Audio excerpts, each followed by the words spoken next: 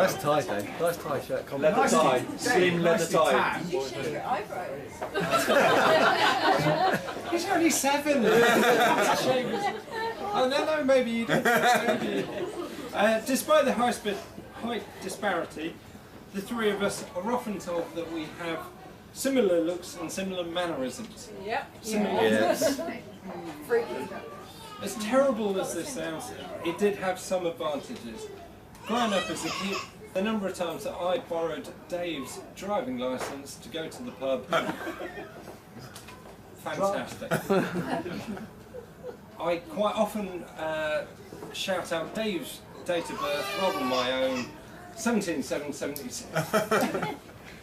We also learned pretty soon the tactic of blaming the other two for any noise through coming home late on a Saturday night, knowing full well that Dad had to be up early for sermon writing on a Sunday morning. Growing up in a minister's house, Dave said about being a third child, but growing up in a minister's house, Saturday night, big no-no. So any noise, you're for it. However, the smoke and mirrors tactic spared us serious punishment because Dad, frankly, didn't know which one of the three of us it was. That worked a treat for several years until one particular Saturday night it came to an abrupt halt. Dave, being Dave, had been out, probably with Tom and Mark in the corner. Hands up, Tom, Mark. Yeah. Been out on a Saturday night, enjoyed a few beers, probably. Somehow made it home and through the front door quietly. He even managed to get up the stairs without a whisper, and more importantly, Dad's still fast asleep. All was going swimmingly. At this point, things took a turn for the worse. Dave went through the wrong door on the landing, hopped straight into bed with Dad.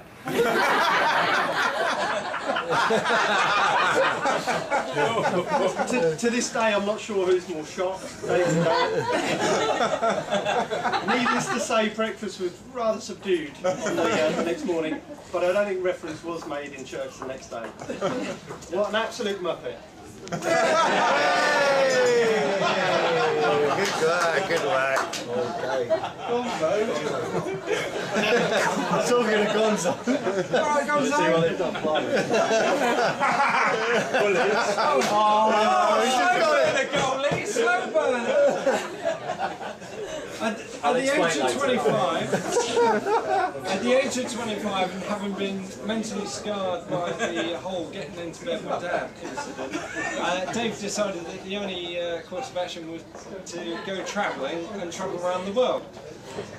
Jungles were trekked, seas were sailed, continents crossed, but not before Dave had a spot of bother finding Heathrow Airport. Dave's legendary sense of direction has often been the source of amusement. However, the one thing he has found on one of his travels has led him here today. Living.